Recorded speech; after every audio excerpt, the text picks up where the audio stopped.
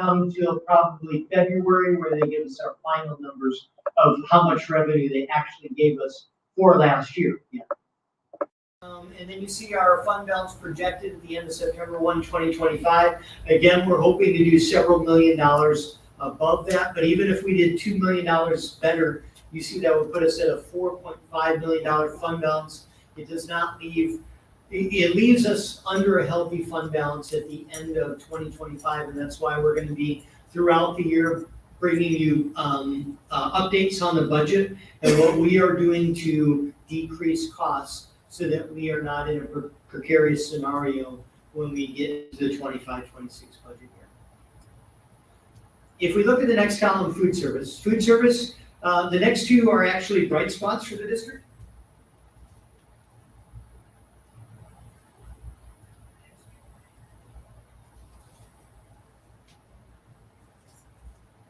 You see our projected revenues. We have about $35,000 from local revenues. That's small things from maybe selling ice creams on Friday to the students to catering, other things like that. State program revenue, that we get a certain amount of money from the state on different items that we order. So it's never very much, but we get a little bit from the state. The majority comes from participation rates, which is federal. So and a lot of that, the biggest ones are lunch and dinner. We are working to start dinners earlier than we did last year for two reasons. Number one, that provides students a well-balanced, nutritious dinner. And some of our students, they don't get a well-balanced nutritional dinner at home, unfortunately. So we're looking at starting that September the 3rd when we come back, which is earlier than we've ever started dinners before. And that provides additional revenue. So from just like for the general fund, how we only get funds when a student comes to school, for food service, we only get funds when they take a meal. It's called participation rate. So if a student comes to school but they don't take a meal, we don't get any funding for that. And we are encouraging students to do that by offering meals at dinner time. Not only, again, does it help give the student balanced nutrition before they go home, but also it provides revenue for the school district as well. Now, that revenue can only be used for the food service program. It cannot go anywhere else. But for those two reasons, that's why we're looking at starting dinner when we come back on September 3rd this year. You see the amount of revenue we're projecting is $2.5 million. Amount of expenditures, almost exactly the same. If you scroll down, it's in two areas. Most of it food service, the rest of it is warehouse, which stores all the goods in food service. We're looking at having a balanced budget. That all said, we actually have a little bit of an excess fund balance that I worked with Gloria Ochoa on to submit a plan to TEA. That one, we have a problem where we have about $33,000 more in our fund balance than we can have. If you scroll down a little bit, please. You can see that right now we have $769,000 in our fund balance. We can only keep 90 days of funds in our fund balance, which is about $739,000, a little bit less than that. So we have put in a plan to spend those excess funds. But otherwise, our food service balance is healthy, and if we continue with feeding the students dinners and trying to get breakfast in the classroom, because the participation rates are much higher when you feed them in the classroom. If you feed them in the cafeteria, not everybody's going to go through the line, unfortunately. But the students are, it's actually less of a stigma also when it is provided to everyone in the classroom instead of them having to get up, go through the line in the lunchroom. Students sometimes are a little bit embarrassed to do that, unfortunately. But when we give breakfast in the classroom again, our participation rate is almost 100% for breakfast in the classroom. So all that said, we're looking at balancing the budget for food service, which brings us to the last column, which is debt service. If you could scroll to the top, please. So debt service, again, we are looking at increasing the debt service tax rate, keeping the total tax rate the same. So we are increasing the amount of local revenues there, 7.75 million. State revenues, the state has a formula where whenever you have debt, they kick in some amount toward that debt. You can see it's not enough to pay for all our debt. And then we have a certain amount of construction bonds that the feds kick in. There was a program years back where when you bought new facilities, the federal government said that we're going to pay a little bit for those facilities, a small percentage. And that comes from several years ago. They discontinued that, but we still have some bonds that were purchased under that federal program. So you see we're looking at getting $8.6 million in revenue, if you can scroll down. We're looking at defeasing bonds and actually spending $9.7 million to pay off debt. And we're going to take the rest of that additional $1 million out of fund balance. We currently are projected to have a fund balance of $2.7 million. As you can see, we were projected to have $2 million at the end of 2024. We'll still have a healthy fund balance for emergencies, or if you don't get as much in collections one year. We're not looking at draining it all to zero. We want to have a little bit of a reserve in case something unexpected happens. But right there, you see that again, we still have enough to meet our obligations. This is a public meeting. I'm finished with the first component, the presenting of the budget. I'll entertain any comments from either the board or any of the public. Dr. Fitz, Yes, sir. when you say you're gonna start dinner early, Yes, sir. what time would that be at? Oh, the date. Oh, I'm sorry. Yes, I meant the date. Okay, I'm sorry, okay. Last year, we didn't start it probably till about October. This year, we're looking at starting it right in September again for not just the funding reasons, but more important for providing students that balanced nutrition so that every student is allowed to take a meal before they go home if they wish. Okay, yeah, second. Security. Yes, sir. I know you have the budget here, number 52.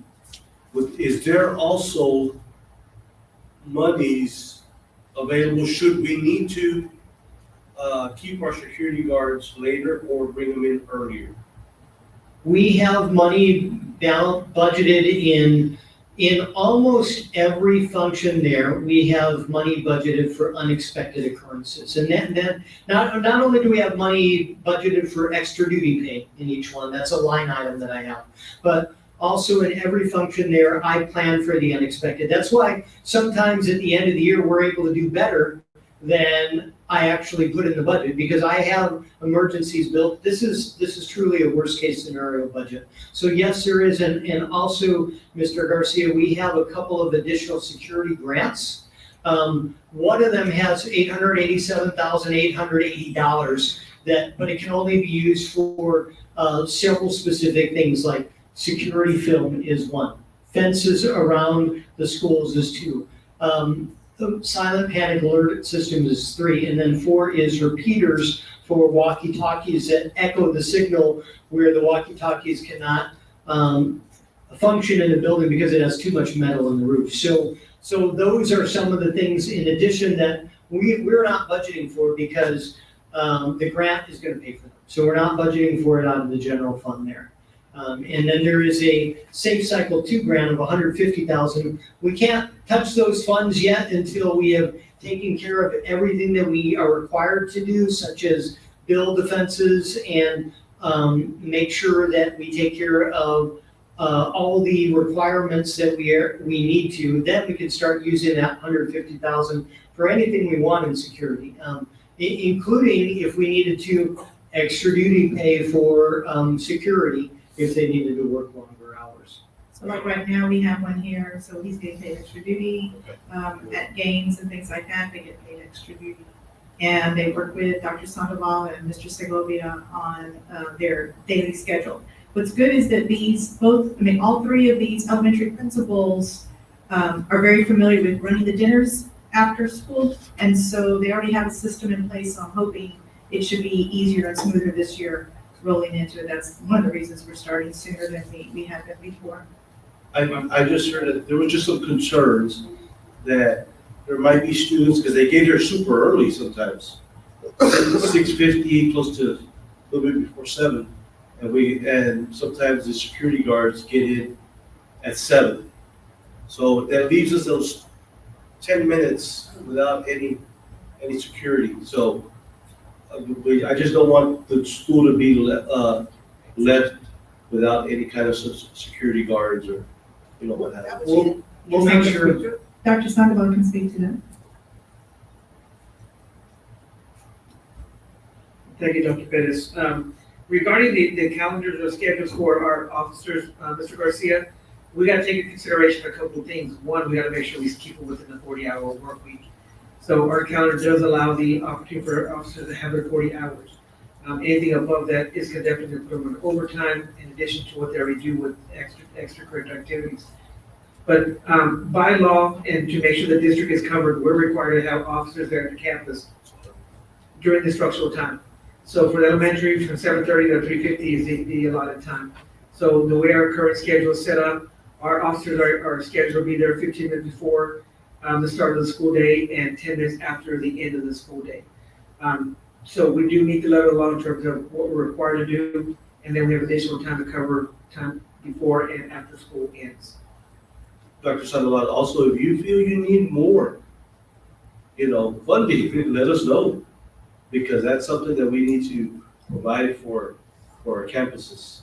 Definitely. Okay, so, We also wanted to make sure that our current schedule for our officers does allow them time to be trained as well. Because if we don't allot that time during the work week, when are they gonna get the required training they need, or to keep up with the required mandates of the weekly audits? That's expected of us, and every time they do an audit on our campus in the district, they're gonna check the audits, and are we doing our weekly sweeps? And if we're not doing our weekly sweeps, we are gonna get dinged on that. So that is also time that's allotted for those Friday afternoons for them to work and get caught up on that.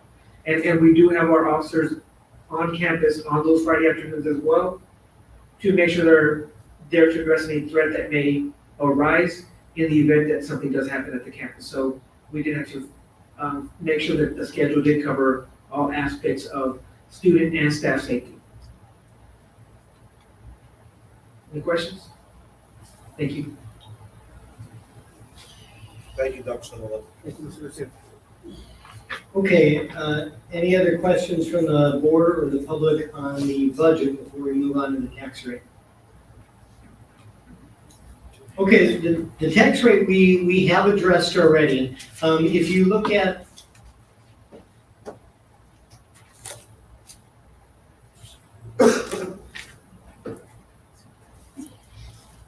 this document, this is what was posted in the paper. It basically says that the total tax rate's staying the same. We are increasing the maintenance tax to 7.75, decreasing the maintenance tax to 0.7552, increasing the INS tax to 0.6552.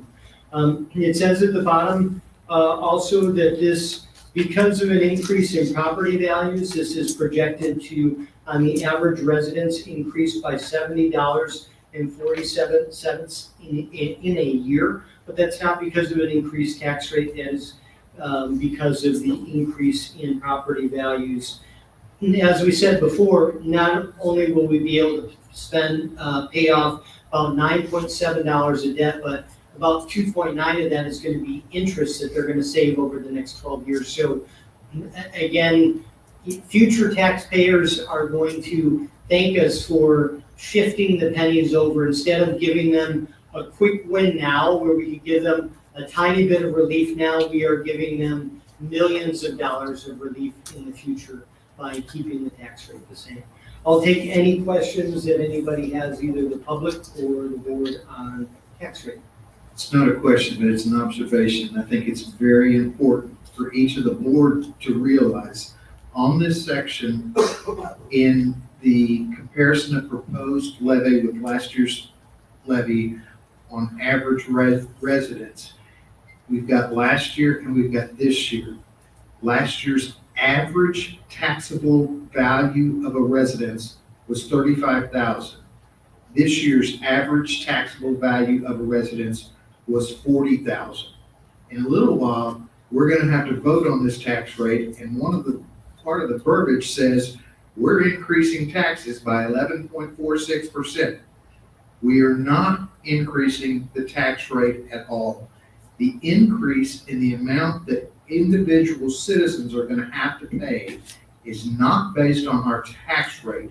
It's based on the increase in valuation of their property over which we have no control. Thank you, Mr. Kufal. Any other questions or comments from the board or the public on the tax rate? Thank you. All right, if there are no other further questions, I will declare this public hearing adjourned at 5:31 p.m. Because of the hour, we will move directly into the board meeting. It's 5:31 p.m. on Tuesday, August 27, 2024. I call the special meeting of the Kingsville Independent School District to order. We'll have roll call. Joe Morales. Here. Martine Chapa. David Garcia. Here. Joseph Reese. Here. Jacob Bettis. Here. Dylan Salinas. Here. Brian Kufal is here. Let the record show there is a quorum of board members present and that this meeting has been posted in accordance with Government Code Chapter 551 of the State of Texas Open Meetings Act. We're going to move now to a moment of silence, and then we're going to follow that by the Pledge of Allegiance. And I respectfully ask that it be a little extended tonight in honor of Constable Hack.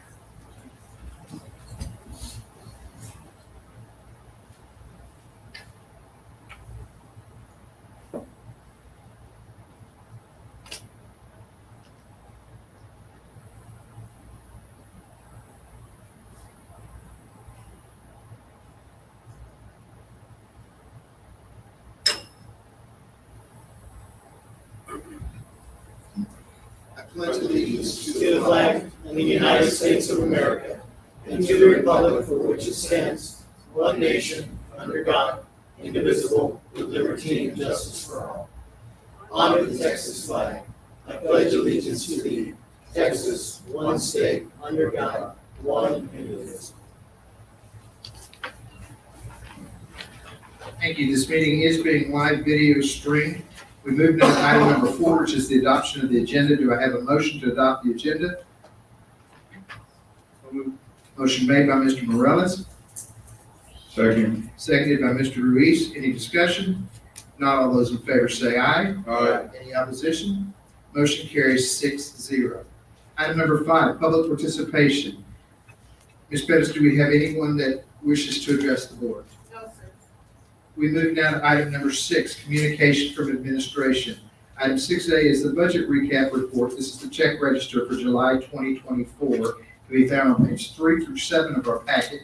Dr. Pitts. Can I say a few words before? Sure. Okay, I just want to thank the city of Kingsville because yesterday they presented a proclamation making September Attendance Awareness Month. And so they all signed this proclamation. I really appreciate their partnership.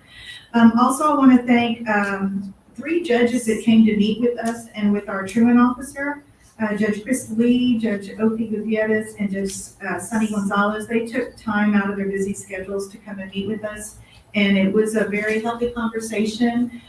We had a couple of our board members there as well, Mr. Kufal and Mr. Chapa.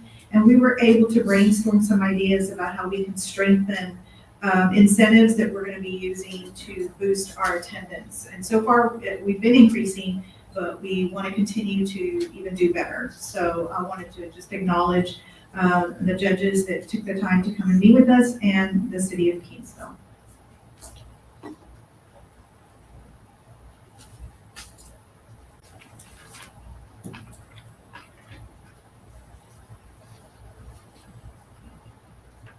Okay, thank you, Mr. Kufal, Dr. Pettis, members of the board. I'm just gonna talk about a few items here at the top of the check register, and then I'll answer any questions.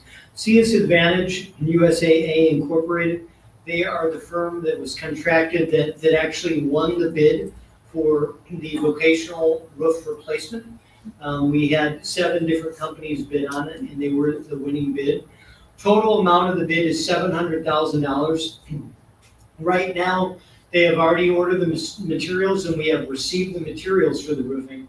That partial payment that you see right there is for the materials. The way that all big construction contracts work is they work on basically a month, you pay them for what they have done in that month.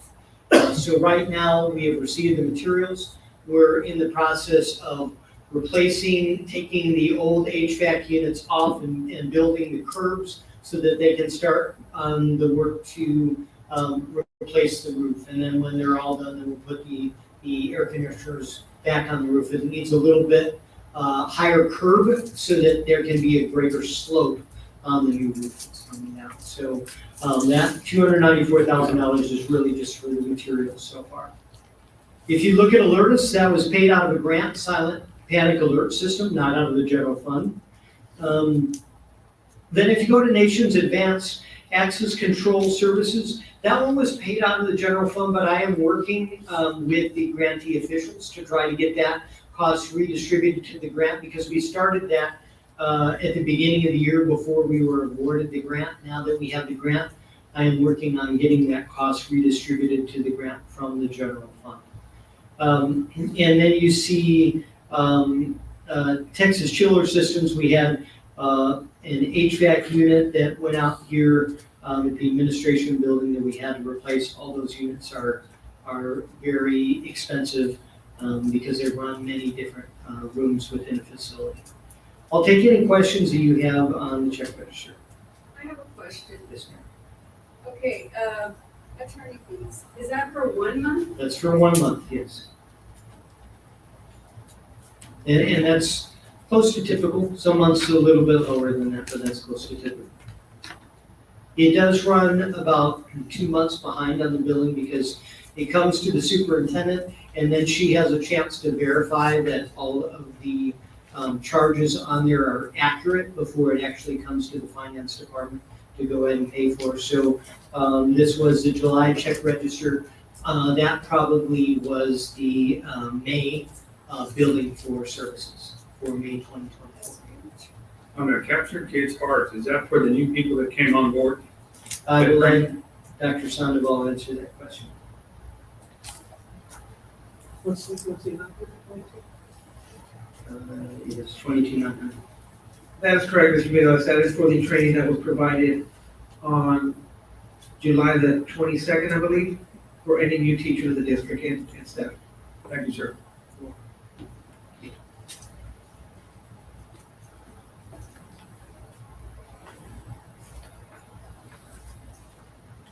All right, if there's no further questions, we will move on then to item 6B, which is health insurance, found on page 8 of our packet.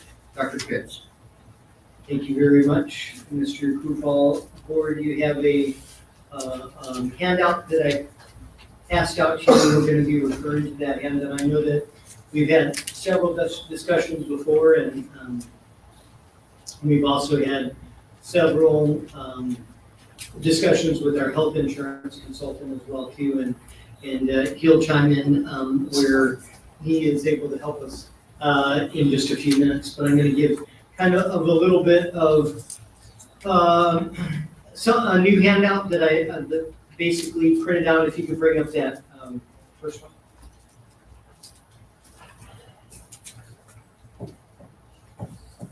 So we're going to go through the schedules again, the comparison between TRS and to self-funded in just a minute. So this is where we are in the process. Right now, we are set with our health insurance till December 31, 2024. Nothing's going to change with anything until December 31 of 2024. And then at that time, we have to decide what we're going to do. We have to, are we going to sign up for 8 more months of self-funded or 12 more months of self-funded? That'll be the vote on September the 17th. At that time, I'm going to recommend 8 more months of self-funded. I'm going to talk about the reasons why and give a chance for any questions to the board. Again, you're not voting on this tonight, but also we have 3 more weeks that the board can feel free to email me and obviously copying the board president and Dr. Pettis with any further questions on health insurance so that you can make the most informed decision when you come back on September 3rd, whether you want to renew for 8 months or for a full year. So looking at prices, whenever you have self-funded, there are several components. One, you have stop loss that you have to pay for, which is basically insurance. What happens if you have really high claims? You have to get protection for that. So that usually is about $500,000. Two, you have to pay somebody to administer your claims. In this case, it's Aetna. In this case, those claims usually cost $70,000, $80,000 a year just to administer the claims. But the biggest cost that you have when you're self-funded are the claims itself. Whenever an employee goes to the doctor, they pay a copay. The district pays everything else. Whenever they go get a procedure, they pay a copay. The district pays everything else. The only thing that the insurance company is going to pay the stop loss is if you go over the individual stop loss on an employee. Each employee, right now, we have stop loss that if it goes over 175,000 in claims for one employee, they're going to start paying the excess over that 175,000. Every year, usually there's an increase because the cost increase. So chances are next year, the threshold will be 200,000. We pay between the employee and the employer, we pay everything when you're self-funded up to $200,000, everything. Then our stop loss kicks in after that 200,000. So on good years where you have employees that don't get close to that $200,000 threshold, like for instance, a low claims year, which we've had several good low claims years lately. On good years, the district might kick in 2.87. This year we paid about 2.7 million, but every year health insurance cost goes up. So I factored in a little factor of inflation. So on a good year, we may pay $2.8 million next year for all three components, for stop loss, for administration of the claims, and also for the claims themselves. Now, we had a bad year in 2018-19. We had a high claims year. In a high claims year, you could expect to pay almost up to $1 million more. So the thought is, what are you paying stop loss for then? Well, stop loss only goes when you have an individual employee for next year that's over 200,000.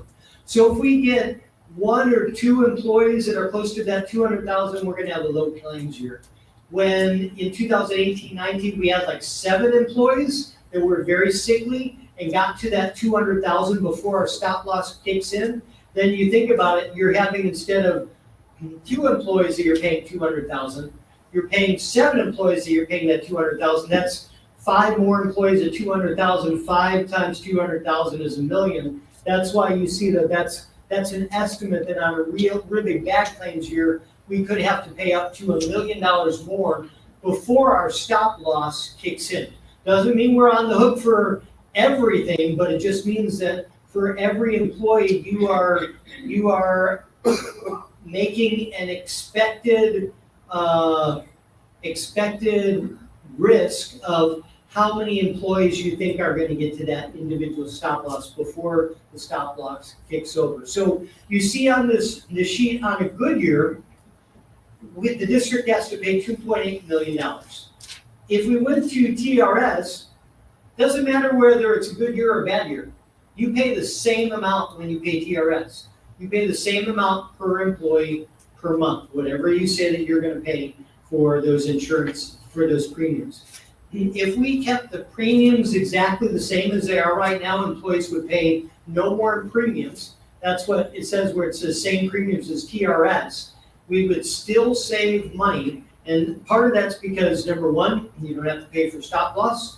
You don't have to pay for someone to administer. And number 2 is you don't have a big risk in claims. So what that means is there is an additional cost for self-funded over TRS, where in a good year, that additional cost you see in red is $654,000. In a bad year, again, we haven't had one since 2018-19. In a bad year, you could see it as much as $1.6 million. And on the following line, I added how many positions could be funded, because we're in the position where we were looking at reducing positions by attrition. So in a good year, if we went to TRS, that would be 13 less positions that we probably would not have to reduce. In a bad year, it could be up to 33 positions. And it's not just 13 or 33. I just want to say that it could be anywhere in the middle. It depends on how bad the claims are. But there's an opportunity cost. We're gonna examine in just a minute. We're gonna examine the differences between the plans again, and I'm gonna entertain any questions with that and what that would entail. But again, there is a cost to the district of remaining self-funded, which basically is going to translate to, we will have to absorb more positions through attrition. And so we can provide the same level of services to our students. We're going to have employees that are taking on additional responsibilities so that they can still help the students with whatever is needed. We're not going to leave the students without. Whatever we do, we're not going to leave the students without. It just might be that we might have to have less employees working harder and in different capacities, maybe in some multiple capacities, so that we can balance the budget. Let me, at this point, before I go into the individual plans, let me ask any questions and then bring up our Mr. Escobar, our health insurance consultant, to add anything that I neglected to talk about so far. So I have a question. Yes. Is there any pooling of staff, like as far as, what they want, as far as what type of insurance they prefer? I mean, as TRS, I guess, been discussed with them and, what we're looking at in the future. There has been no polling yet, but my thought would be that most employees would want to stay self-funded.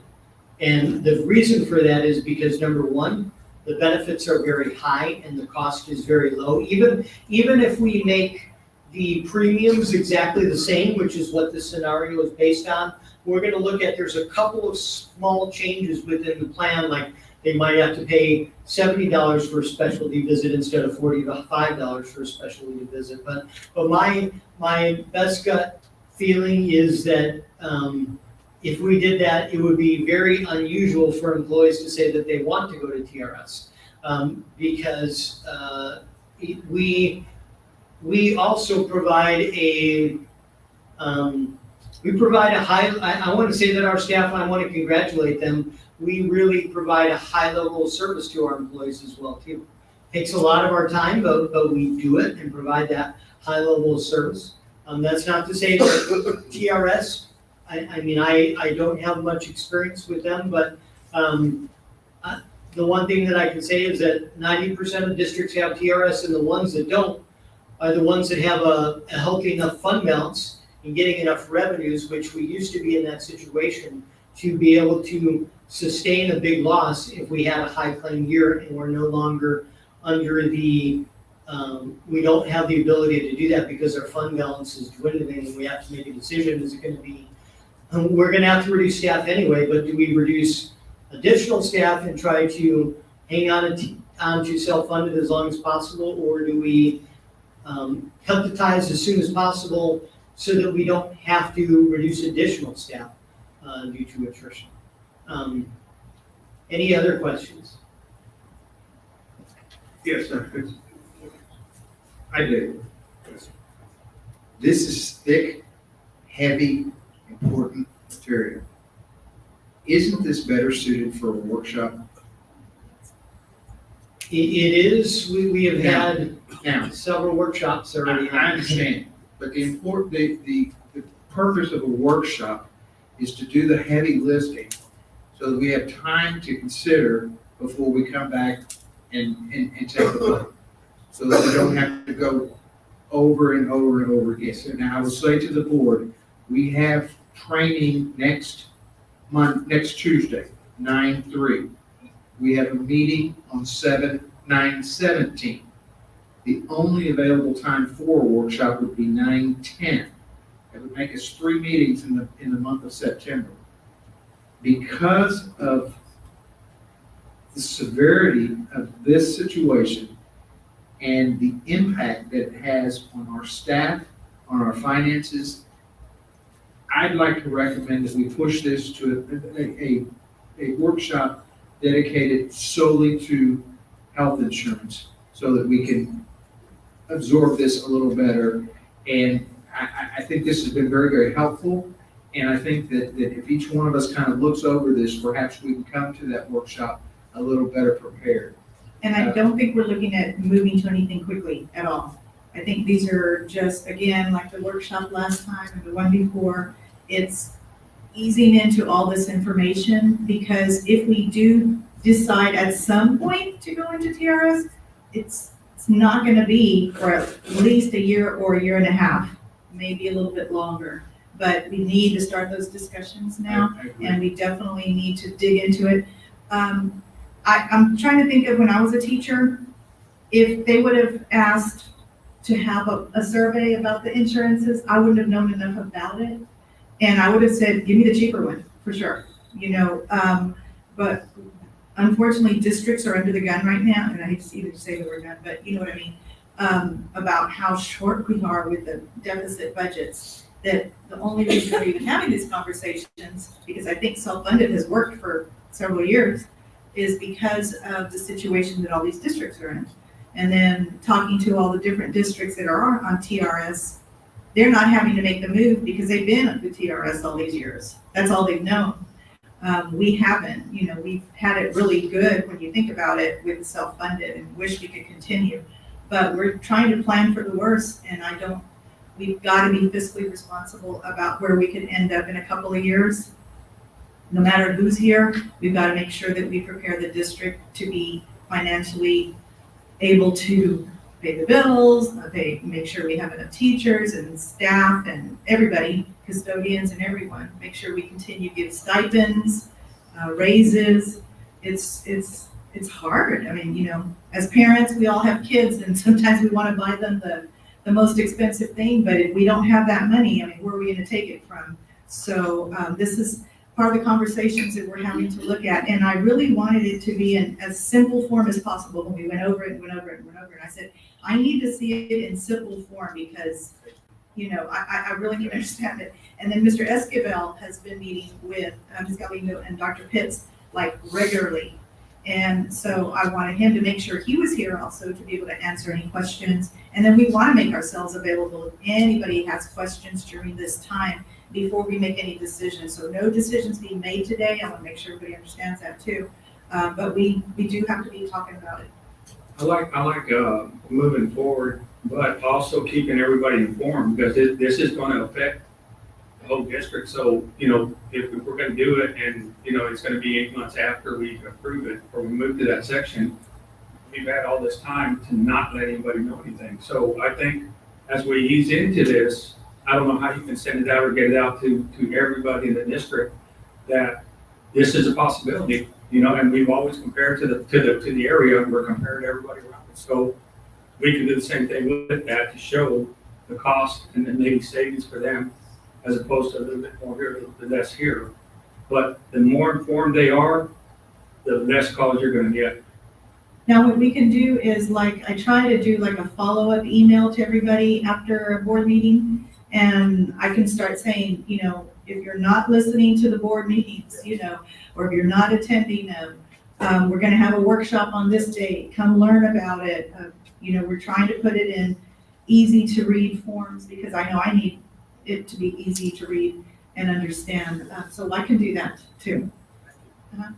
I want to say two things. One, Dr. Pettis brought up a good point. The soonest said we'd be looking at making any changes September 1 of 2025. We're talking a full year from now.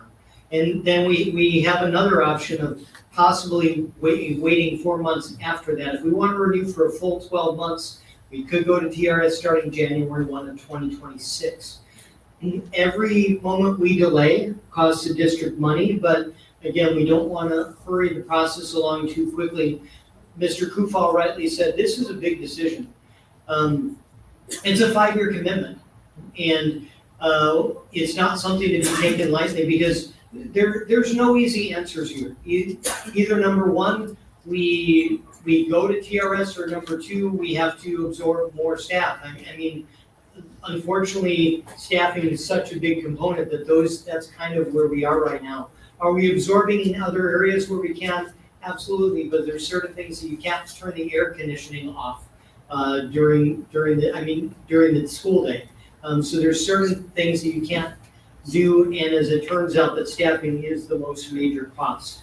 I want to look at the very bottom of that sheet just a moment, just to get you thinking about something we haven't talked about at all. And then I'm going to invite Phil Esquivel up here to talk about a couple of things. But look at that bottom part of that spreadsheet. So we're not gonna review this at a workshop, we're gonna do it right now, or? No, we're not gonna do any voting today, correct? But I thought we were gonna wait. Oh, to do a motion for the workshop. What I just wanted to point out was those three things on the bottom right there, because we haven't discussed those before. So the board has a chance to think about that before the workshop. Telemedicine, we pay, it's on that first page. Telemedicine, we pay $20,832 a year. That's so that every employee and all their dependents can have access to telemedicine. We are proposing keeping that so that, again, every employee, regardless of whether they get insurance with the district, they can take advantage to that. That is free to them. We are proposing keeping life insurance benefit of $50,000 for everybody in the district. You see the cost to the district of that, $29,000. Most other districts have that as well, but we are on the high side. A lot of districts provide $10,000 to $15,000 of health insurance. Life insurance. We provide $50,000. We're looking at keeping that. I want to point out that third one. That third one we're looking at eliminating for next year. Currently, we provide a $50 monthly ancillary benefit to employees that are not on a health insurance plan. So this is an additional thing that very few districts offer. It costs the district $26,400 a year. We are looking at not renewing that next year. Again, doesn't affect any of the employees that are on a plan. It's just an additional benefit given to employees that are not on a plan. We're going to recommend removing that one and keeping the other two for next year. And then again, you can think about that and then bring questions to the 10th if you have any questions on that. Did I explain that well, or do you have any questions on what I just said for those three items at the bottom? Okay, Mr. Esquivel, could you maybe add your thoughts to everything that's spoken? Mr. Esquivel, I apologize for yo-yoing you. I apologize for yo-yoing you to several meetings, but we have an extremely long agenda tonight, and this is just something that we need to be fresh and be able to spend ample time with because of the severity of the issue. What I was realizing is that TRS is a HMO of sort, because it has a PCP, and the fully fund, and the self-fund is a PPO.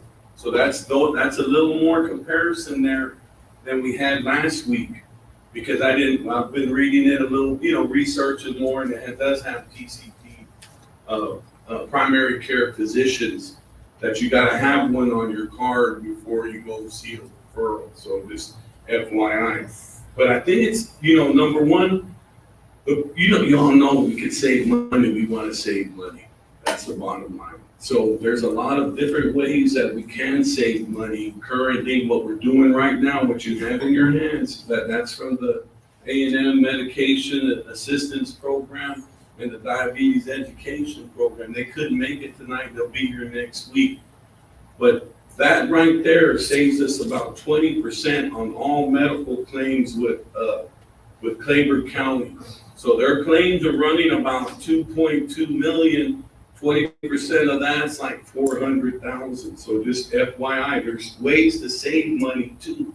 Even if we go with the fully funded plan, we could still keep everyone in here and keep their co-pays and out-of-pocket expenses lower, because they're going to qualify, because it's up to 400 times the poverty level now, they moved it since the last time.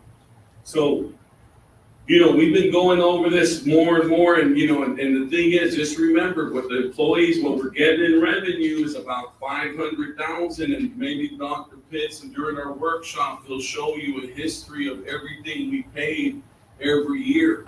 And it will be good for you to see, get a little track record, and you just subtract 500,000 from this, and that's how much we paid in net claims.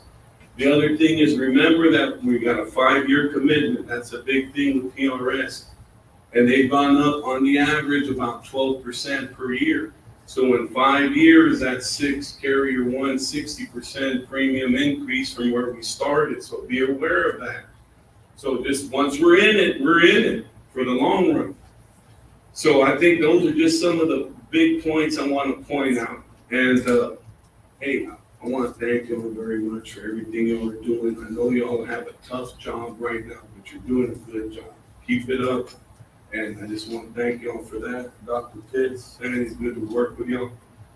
And y'all got anything else for me? Bill, thank you for the gifts, but also make sure you're here at our next workshop. Well, I just want y'all to know I might be going on I got a cruise planned a year and a half ago.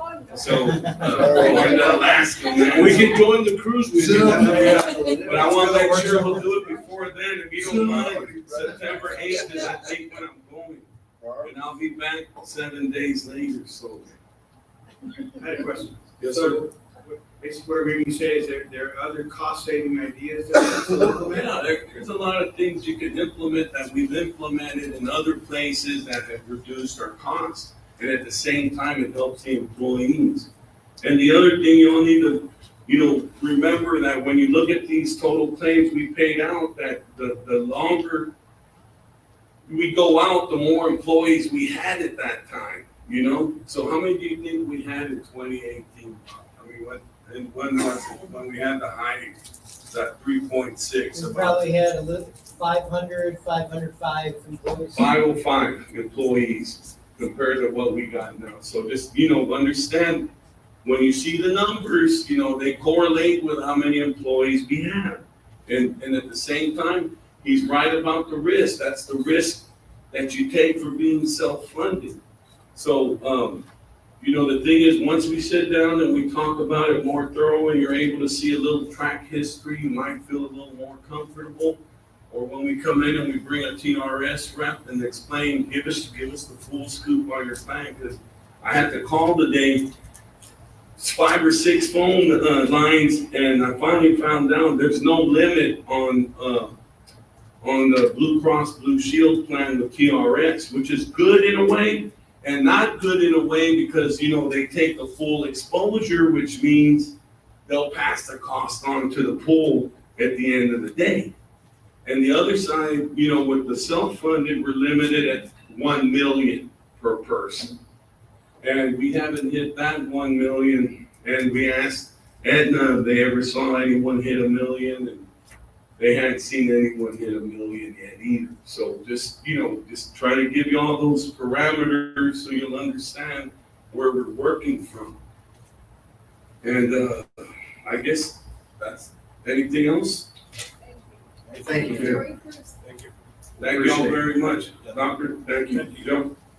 All right, we move now to item number 7, which is new business, 7A. By common consent, the board agrees to consider one action item, the following, which can be found on page 9 through 31. 1, the approval of the 2023-2024 budget amendment number 2. Number 2, approval of waiver of tuition for transfer students for 2024-2025 school year. 3, approval of special meeting minutes of June 25th, 2024. 4, approval of regular meeting minutes of July 23rd, 2024. 5, approval of regular meeting minutes of August 13th, 2024. Do I have a motion to approve these by common consent? So moved. Motion made by Mr. Ruiz. Second. Seconded by Mr. Morales. All those in favor say aye. Any opposition? That motion carries 7-0. Item B, discussion and possible action regarding the 2024-2025 Kingsville ISD proposed budget to be found on page 32 to 33 of our packet. Dr. Pitts. Thank you, Mr. Kufal. We've discussed this at numerous budget workshops already. I will entertain any questions that you have, and if not, the board recommends that it's approved as presented. Give me 1 second, because I do have, not a question, but a comment to make. And I do appreciate that we prepare an extremely conservative budget. And I don't have it open anymore, but I did earlier go back and look at the fund balances that we had projected for this year based on last year's budget. And they were dire, but we're in a much better position, almost $3 million. Projected the $9 million for September 1st of 2024 versus about a $5.9 million that we had originally adopted in last year's budget. What is concerning and should be concerning though to all of us board members is that fund balance projected at September 1st, 2025, if you take the almost 35 million total expenditures, that fund balance that we have projected, while conservative, and while I agree with you, I don't think we're going to be there, is less than 1 month's worth of operating expenses. And that obviously is of concern. Having said all that, I think the budget process for next year begins immediately. And what would be helpful to me, perhaps not to the other board members, but as we kind of go through and reflect on where we've been through this process this year, I understand the need for conforming to the category 11 through 99 that has always been there. Tonight, you did a very good job of explaining to us the breakdown of 11, 12. And I think it would be helpful for us moving forward to have that breakdown in dollars. And the reason I say that is when we're looking at instruction versus instructional leadership versus school leadership, and we're looking at salaries versus salaries are there, it's going to be easier for us to determine what the impact of absorbing a position is going to be on that specific line item. Not that it changes bottom line, but it just be easier for us going forward. So much of this just gets buried in there that we lose sight of it. It kind of would also, and this, I'm talking about a Cadillac edition that we may not ever get to, but also along that line, we've got instruction, we've got teachers that have teacher salary, we have health insurance premiums associated with those teachers. If we could break down as much of that as possible, again, once we start talking down the road of here's a place we could save money, transportation, extracurricular activities, there is a portion of that goes to transportation.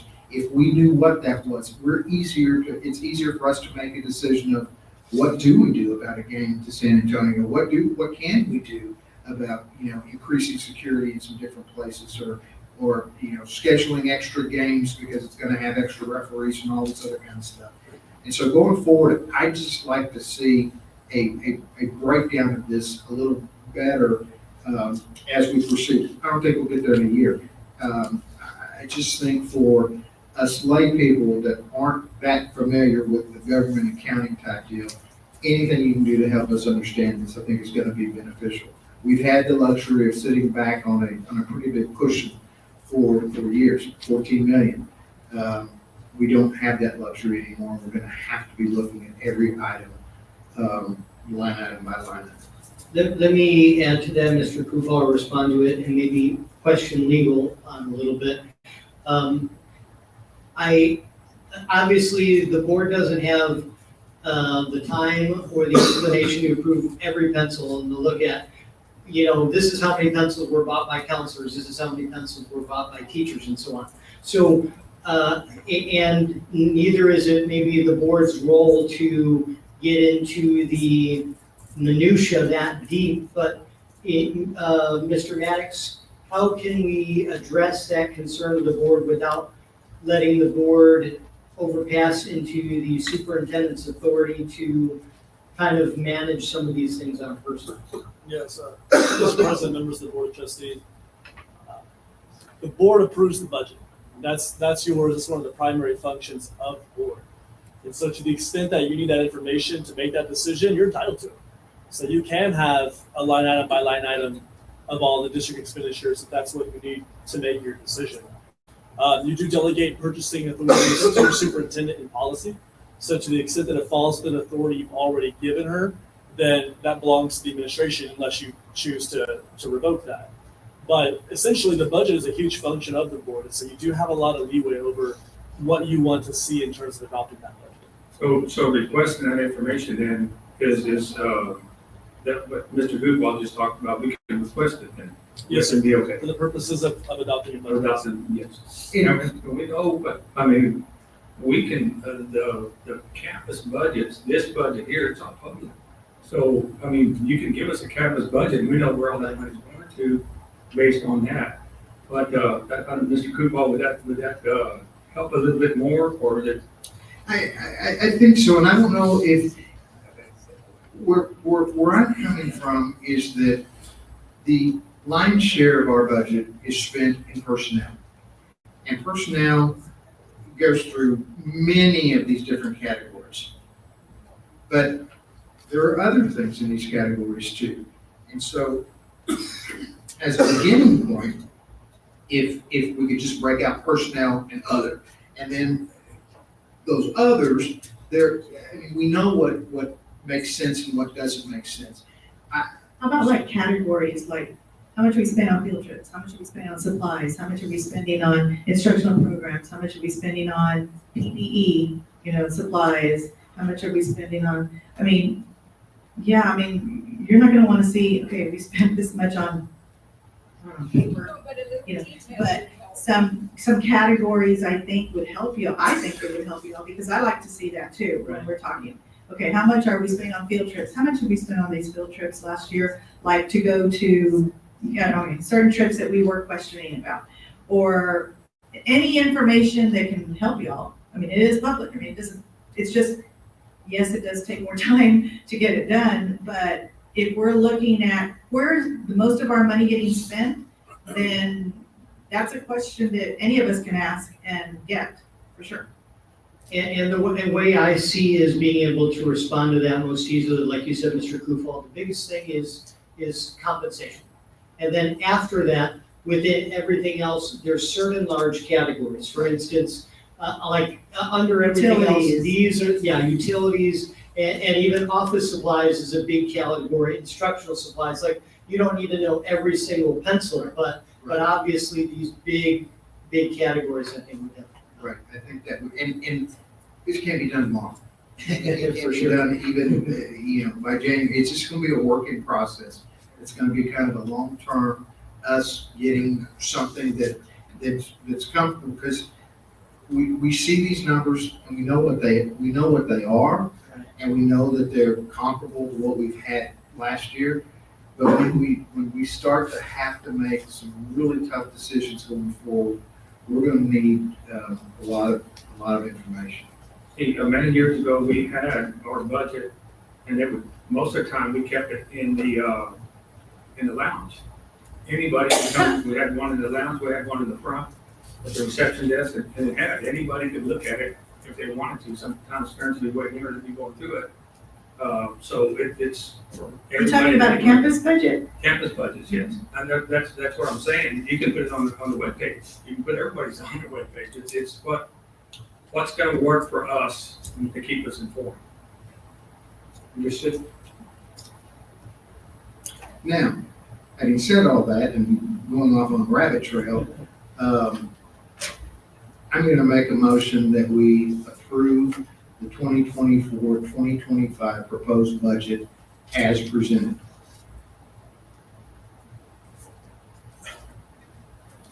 Is there a second? A second. Motion was made by Mr. Kufal, seconded by Mr. Chopper. Any further discussion? If not, all those in favor say aye. Aye. Any opposition? The motion carries 7-0. Mr. President, trustee Garcia did not participate. I'm sorry? Trustee David Garcia did not participate. I'm sorry. The vote is 6-0, showing Mr. Garcia not present for this vote.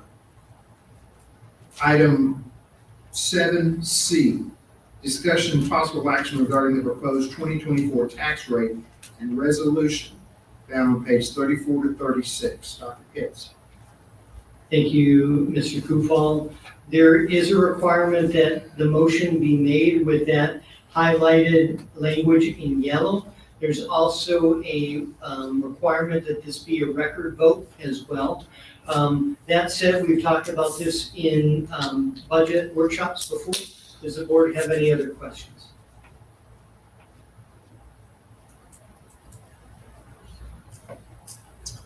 All right, if there's no questions, is there a motion?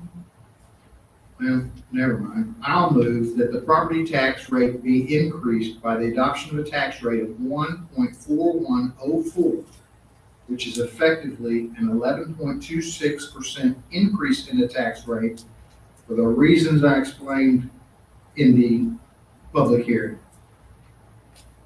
Is there a second? So moved. Second by Mr. Garcia. We will have a roll call vote. Joe Morales. Yeah. Martin Chapa. Yes. David Garcia. Yes. Joseph Reese. Yes. Jacob Pettis. Yes. Delma Salinas. Yes. And Brian Kufal is yes. Let the record reflect that this motion passes 7-0. Item 7D, discussion and possible action regarding the resolution for employee compensation and premium pay during periods of school closure and non-work days. This can be found on page 37 to 39 of our packet.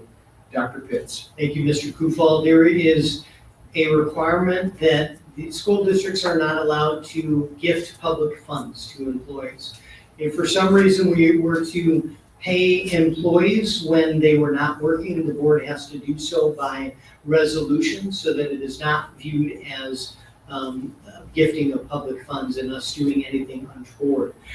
The reasons we're asking to pay employees for one reason or another when they're not working. We started bringing this when we had COVID because we closed the district for COVID-19 several times during the pandemic. But in order to pay employees when they weren't working, we had to pass that resolution. Then we had several emergencies where there was inclement weather and for one reason or another was not safe to hold school. So we brought that as well too. And then, of course, when we looked at the innovative calendar and sometimes giving employees early release, we are required again to have the board approve that too, because theoretically, when we have an early release, let's say that for instance, we had a training this last Friday where it was on reunification of students after an emergency, and we finished about an hour early. The only way we're able to pay employees when we allow them to go home when a training or something finishes early, we should the board to approve a resolution because theoretically they did not work those hours and we don't want it to be considered a gift of public funds. I'll take any other questions that you have on this. On the time clock for contracted people, they clock in one time, They clock in and they don't clock they out. don't clock out. So if they don't clock in, they're not at work. If they don't clock in, they're not at work, and there is then is a discrepancy. And now if they in ASOP put in that they were not working that day, then we know everything is correct because ASOP agrees that they're absent and they did not clock in.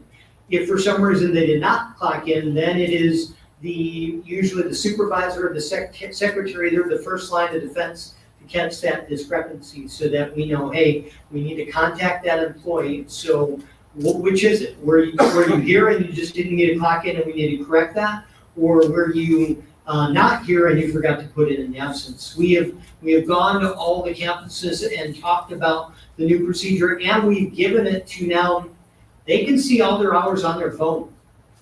They can see, hey, I did not clock in on this day. I better go ahead and fix it. So every employee now, except for employees that did not want to put it on their own phone for one reason or another, very few and far between, every employee can see their time now on their phone, and they can approve their time from their own home.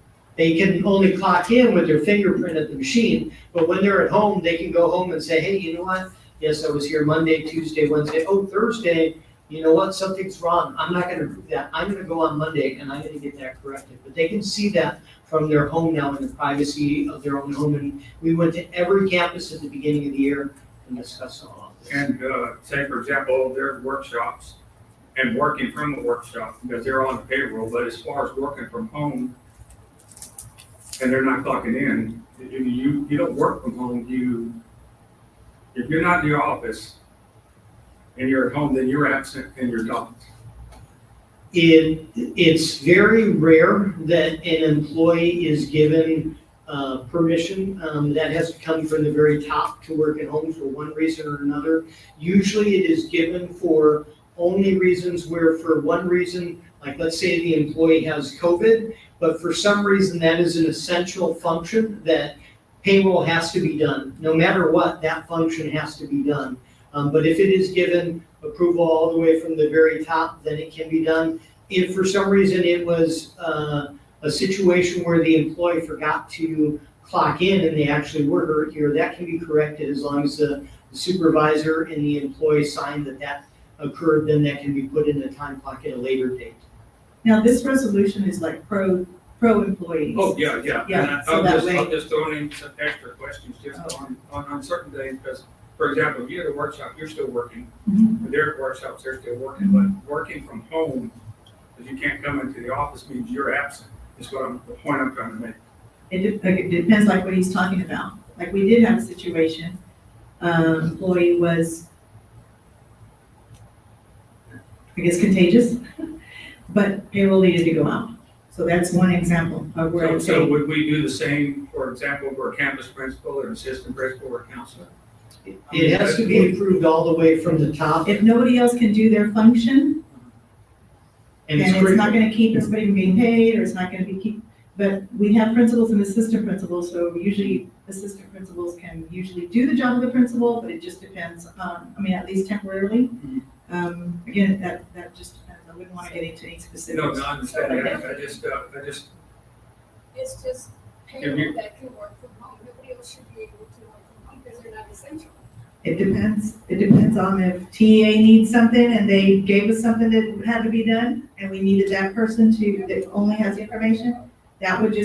That's where I'm hoping that I have that ability to be able to say, no, I need this done. This has to get in. Otherwise, it's gonna end up coming back to bite us. In those cases, I have to be able to do that, but it shouldn't be a luxury. But this right here, thank you, Doctor. Yes, sir. this right here allows us, so if we have a hurricane day and we have to leave early, like my husband just texted me that there's a tropical depression that we have to be worried about coming, but who knows when. But anyway, those types of things, if we close, we don't want to dock our staff members. So we want to be able to do that. Great. All right, any further discussion? Read it aloud. Yeah, do we have to read it before we adopt it, or can we read it after we adopt it? You may read it after you go. All right. Is there a motion to approve? So moved. Motion made by Mr. Garcia, Second. seconded by Mr. Ruiz. All right, before we vote, I will read the resolution that we're actually adopting. Resolution of the Kingsville Independent School District Board of Trustees regarding employee compensation during periods of school closure and granting the superintendent certain authority related to employee duty days and compensation. Whereas state and local officials have determined that a state of emergency exists in Texas due to the public health risk posed by COVID-19, inclement weather, or other local emergencies, employee retention, employee morale, and employee early release days. Whereas the recent COVID-19 outbreak and inclement weather has resulted in the closure of schools statewide and is reasonably anticipated to interfere with the regular operation of schools within the Kingsville Independent School District in the coming weeks and months. And whereas Kingsville Independent School District administrators continue to respond on a daily basis to new recommendations of guidance related to public health and safety from national, state, educational, and public health officials during this rapidly developing situation. And whereas Kingsville Independent School District may be required to close its schools from time to time to protect public health and safety, and the Board of Trustees finds that a public purpose exists for compensating Kingsville Independent School District employees for lost work during periods of school closure due to COVID-19 outbreak, inclement weather, or other local emergencies, employee retention, employee morale, and employee early release days. And whereas the superintendent of schools requires the authority to modify the school calendar and employee workday and duty days as necessary to respond to the educational needs of the students during the rapidly changing circumstances posed by these local emergencies, employee retention, employee morale, and employee early release days. And whereas this resolution is not meant to excuse the failure to report to duty on these days by any employee who was instructed by the administration to do so, or who were required by contract or job description to report for duty, and who are emergency services personnel, or whose presence is necessary to provide for the safety and well-being of the general public. And whereas Kingsville Independent School District Board Policy DEA Local includes provisions for pay to employees who are prevented from working during an emergency closure, now therefore be it resolved that the Kingsville Independent School District Board of Trustees that 1, all of the above recitals are adopted as findings of fact and are incorporated into and made a part of this resolution for all purposes. 2, the superintendent of schools is granted authority to alter the school calendar as necessary to accommodate A, the instructional needs of students, B, public health and safety recommendations from state and local public health officials, and C, the facilities needs of the district. 3, the board determines that pursuant to the work calendar developed by the district superintendent of schools, regular work days missed due to school closure during the COVID-19 outbreak, inclement weather, or other local emergencies, employee retention, employee morale, and employee early release days may or potentially may not be made up by Kingsville Independent School District employees through either additional days of instruction of students or performance of other essential duties. 4, to the extent that Kingsville Independent School District's schools are closed by administrative or board action, and such closure results in loss paid to employees of the district who are prevented from working due to school closures, employees will be paid in accordance with each employee's regular pay rate for the employee's regular duty schedule, which falls within the period of school closure, and for which the superintendent has instructed the employee to refrain from coming to work.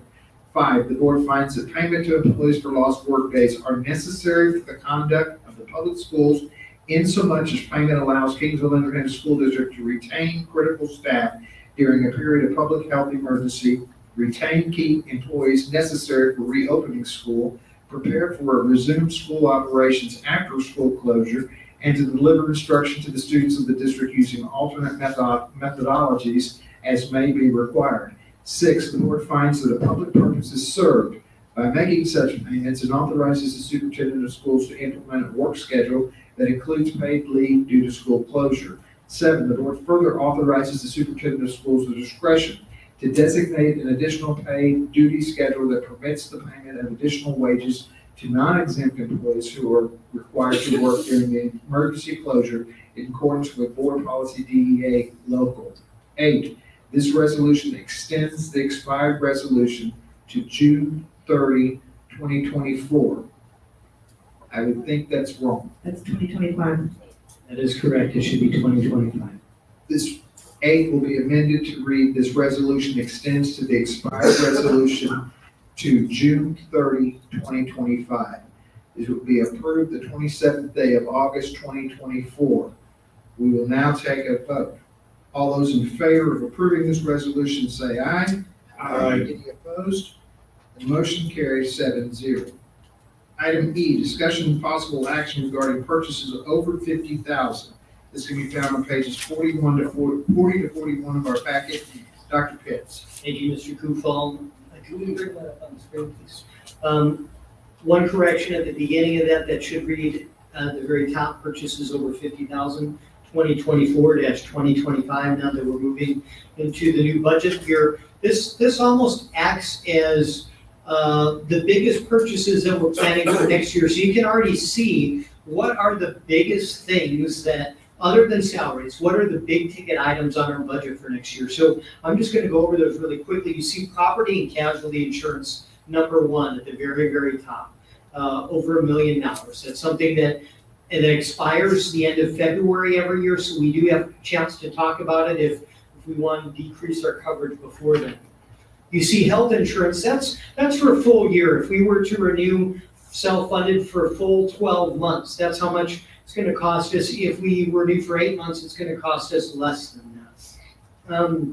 Electricity, again, you can see that's a huge expenditure, and to the extent that we can only control that to the extent that, let's say we increase it by 1 degree in every classroom across the district, in every room across the district. That's something that we can do. Do we turn it off a little bit earlier? Normally they're anywhere, depending on the day, they are turned off anywhere between 30 minutes or an hour after most people leave. But the problem is a lot of times the custodians are there in the evening, so those have to be on. But that's something that we have a little bit of control over, but for the most part, we have a contract that is signed all the way through 2032 with a low rate of just over 4 cents per kilowatt hour. You know that's way lower than you're getting at home, but we have it saved there. You see, the next one's the food service budget, but you see $600,000. Again, they do an RFP every year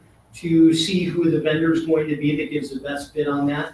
You see that appraisal district fees cost us about $332,000 every year. Workers' comp, $275,000. District software, $246,000.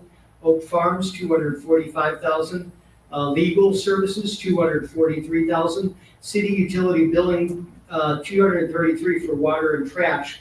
Amazon, that looks like a big number for Amazon, but to be honest, before when we bought from other vendors, the amount that we're able to save with Amazon, we're able to get most of the items cheaper than we did in other places in the past. So even though that's a big ticket item, again, we are able to, it really helps us with saving money.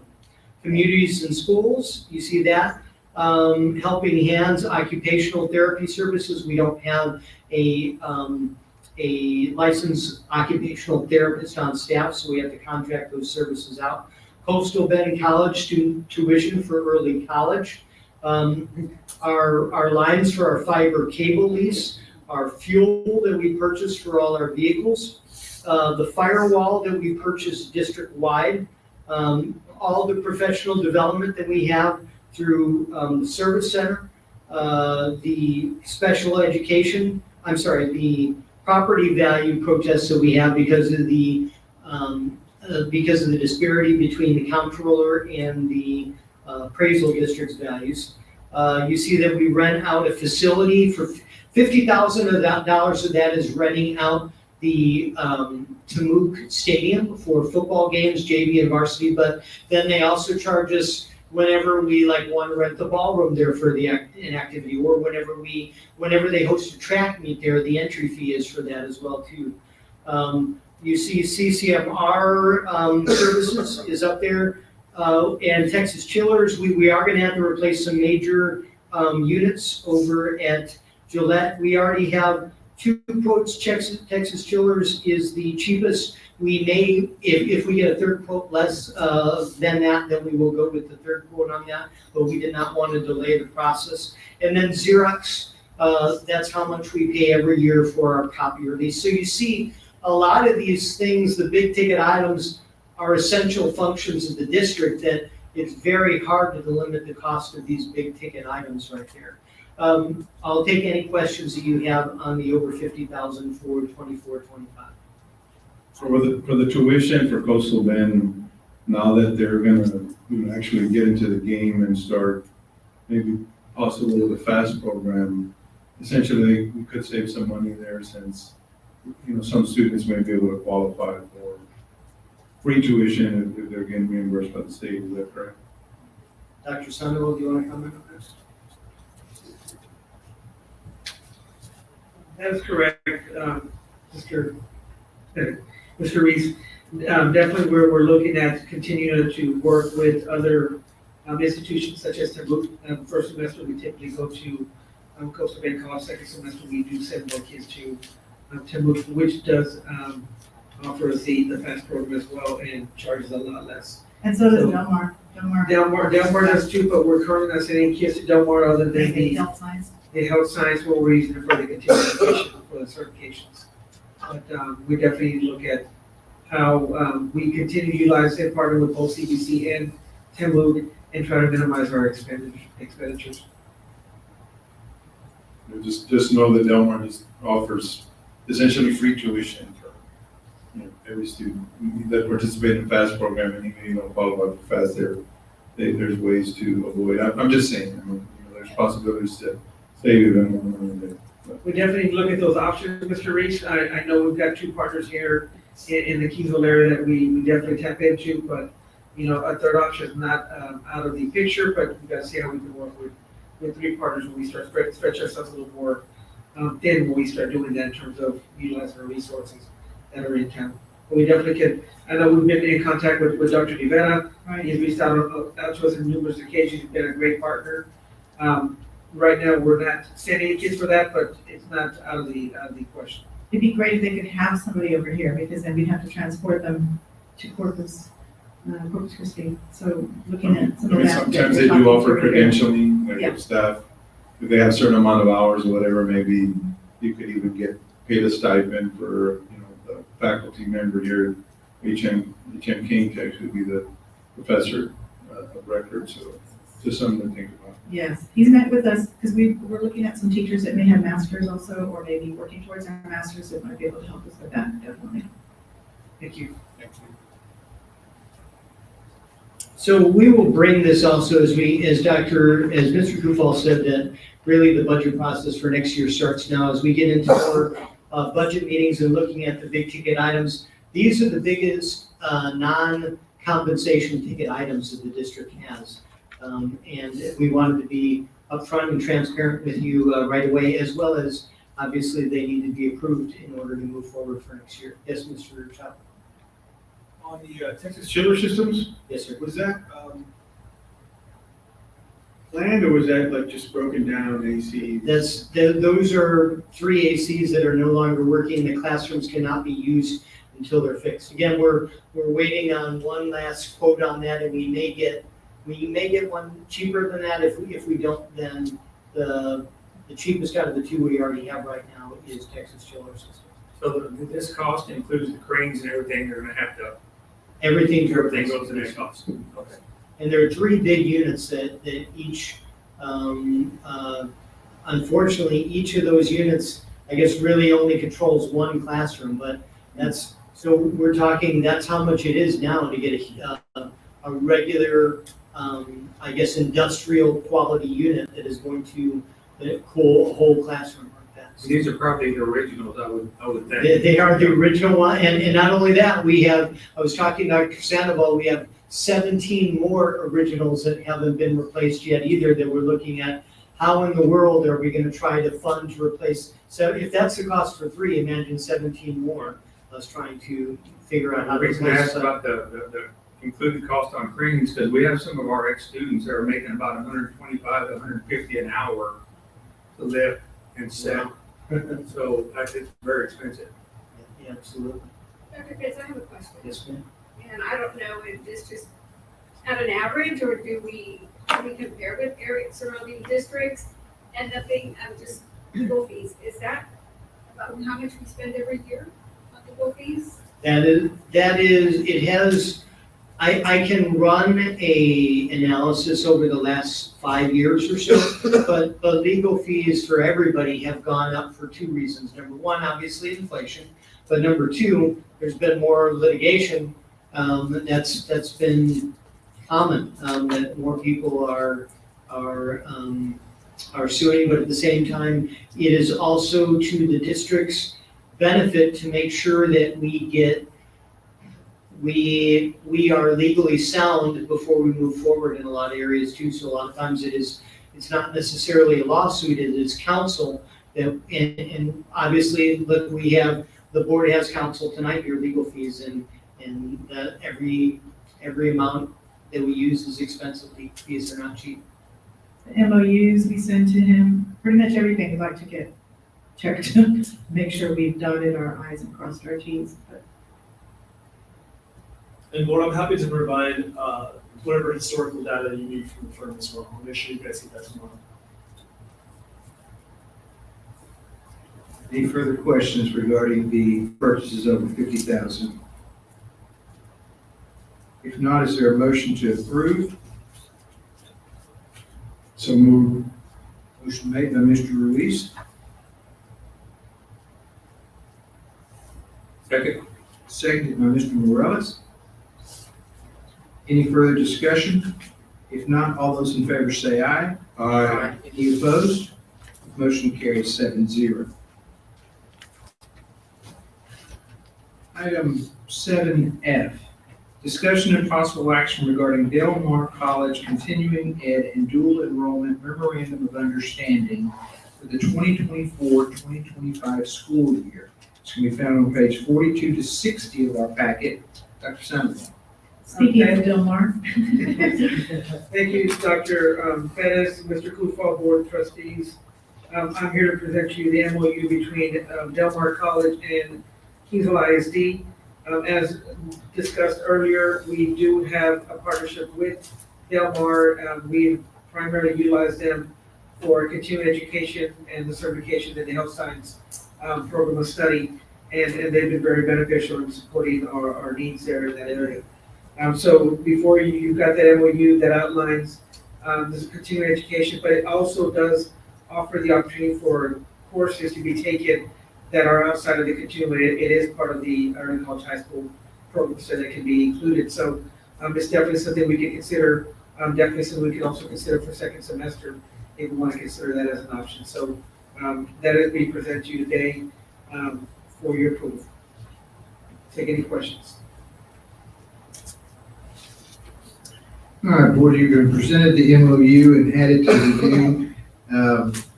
Is there a motion to adopt this MOU for 2024-2025? So moved. Motion made by Mr. Pettis, Second. seconded by Mr. Garcia. Any further discussion?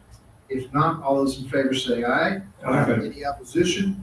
That motion carries 7-0. Can I ask something, Mr. Kufal? Yes, sir.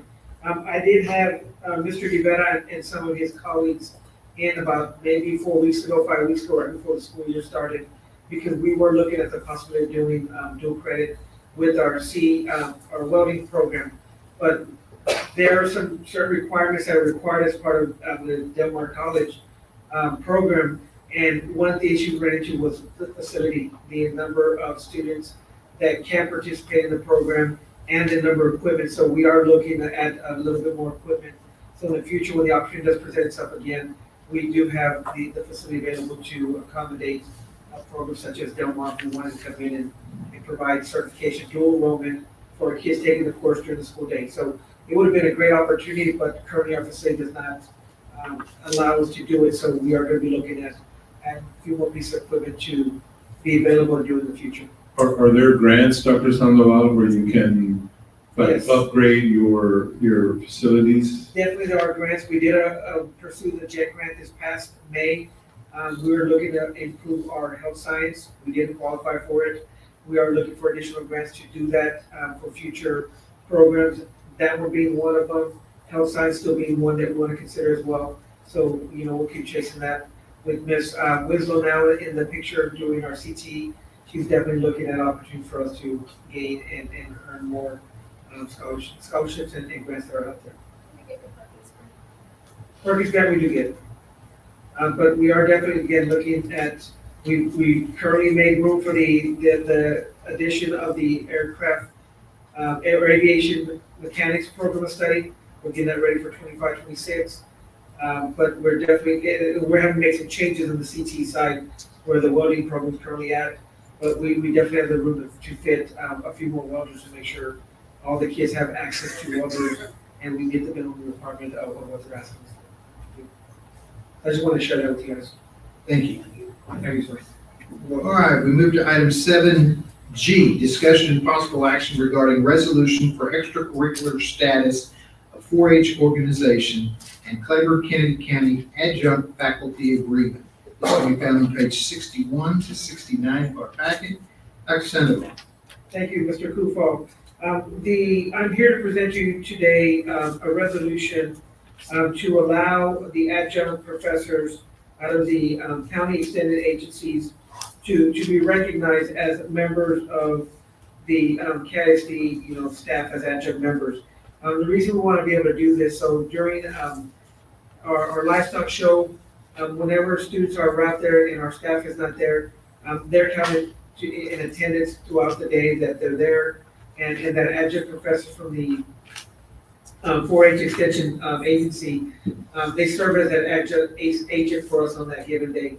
So we lose attendance, and back a few years ago, we had to actually account and have people there account for every kid while they were there.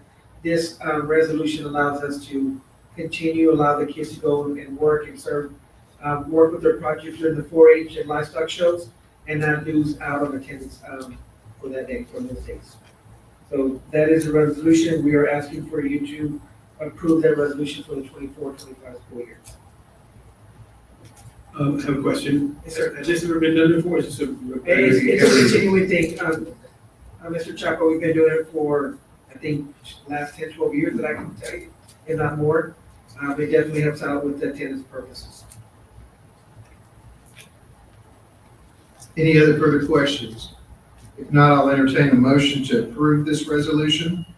So moved. Motion made by Mr. Ruiz, seconded by Mr. Chapa. I will read the resolution prior to the vote. The resolution of extracurricular status of 4-H organization. Be it hereby resolved that on this date, the duly elected Board of Trustees of the Kingsville ISD, meeting in public with a quorum present and certified, did adopt this resolution that recognizes the Claiborne Kennedy County, Texas 4-H organization as approved for recognition and eligible for extracurricular status consideration under 19 Texas Administrative Code, Chapter 76.1, pertaining to extracurricular activities. Participation by 4-H members upon provisions of this resolution are subject to all rules and regulations set forth under 19 Texas Administrative Code as interpreted by this board and designated officials of the school district. Texas A&M AgriLife Extension will request an academic eligibility for all 4-H competitive activities, regardless if a school absent is or is not required, and for non-competitive purposes when an absence is required. Adopted the 27th day of August 2024. All those in favor say aye. Aye. Any opposition? The motion carries 7-0. Thank you. Item 7H, discussion and possible action regarding federal work-study agreement between Texas A&M University Kingsville and Kingsville Independent School District. This can be found on page 70 to 72 of our packet. Dr. Sandoval. Thank you, Mr. Kufal. The purpose for this agreement between Texas A&M University Kingsville and Kingsville ISD is they're going to provide, I think, up to about 5 workers, and that may change. They are definitely seeking more to come in and work with our students in Kingsville ISD. Right now, the current minimum wage is $7.50, if I'm not mistaken. I think they're going to be paying $50 an hour for the students to come and work. And this is all fully funded by TAMUC. We will keep their records, their times, and we will submit that on a bi-monthly basis to the university, and they will submit payment to the workers. So we are asking for your approval of this federal work-study program between A&M Kingsville and Kingsville Independent School District for the 2024-2025 school year. I'll answer any questions. This is a continuation of the program we already have in place. Is that correct? I'd be lying if I said yes, Mr. Kufal. I'm not sure we had this last year or not. We haven't had workers, we've had volunteers, like the social worker. They pay for it and they send them over here, but we haven't had a really robust group of tutors from them. So this is a great program.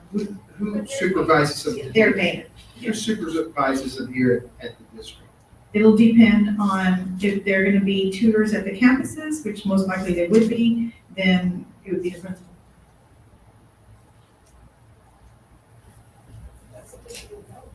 Yes. All right, you've heard the presentation and the recommendation that it be adopted. Is there a motion to approve? Motion made by Ms. Salinas, Second, seconded by Mr. Pettis.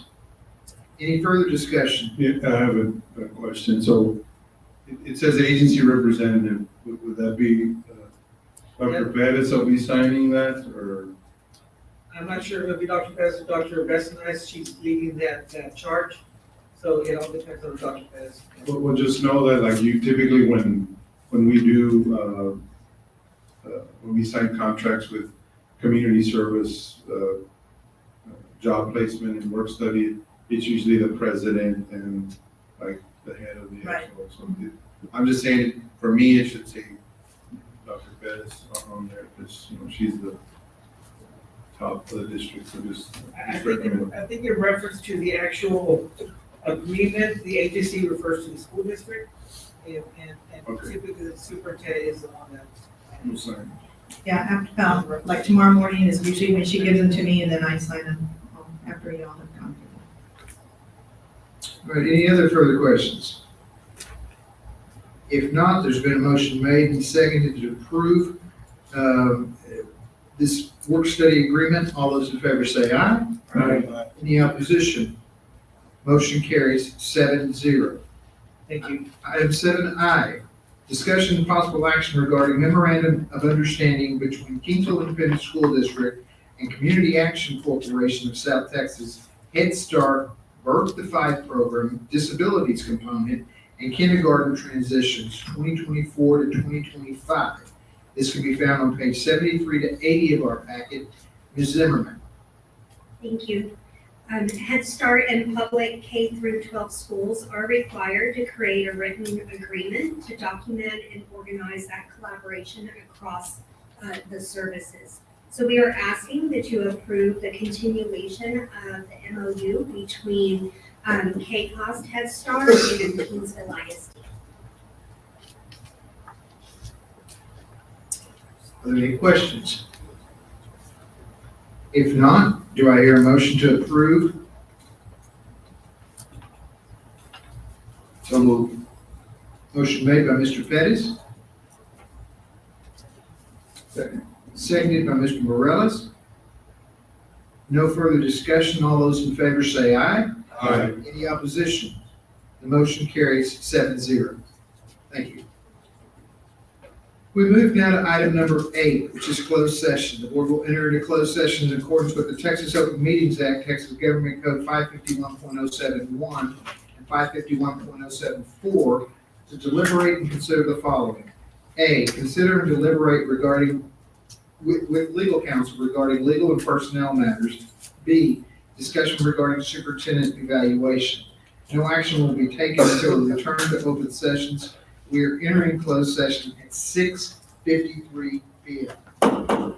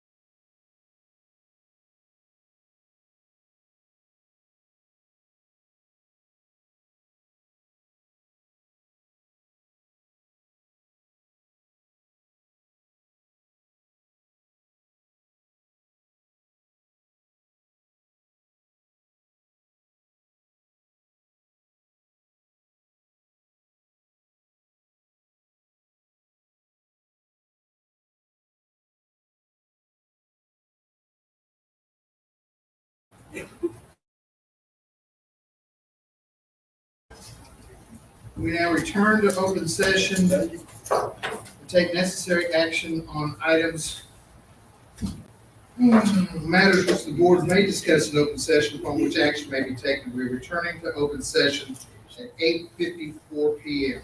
So board members, there being no further action to come before this board, I'm declaring this meeting adjourned at 8:54 p.m.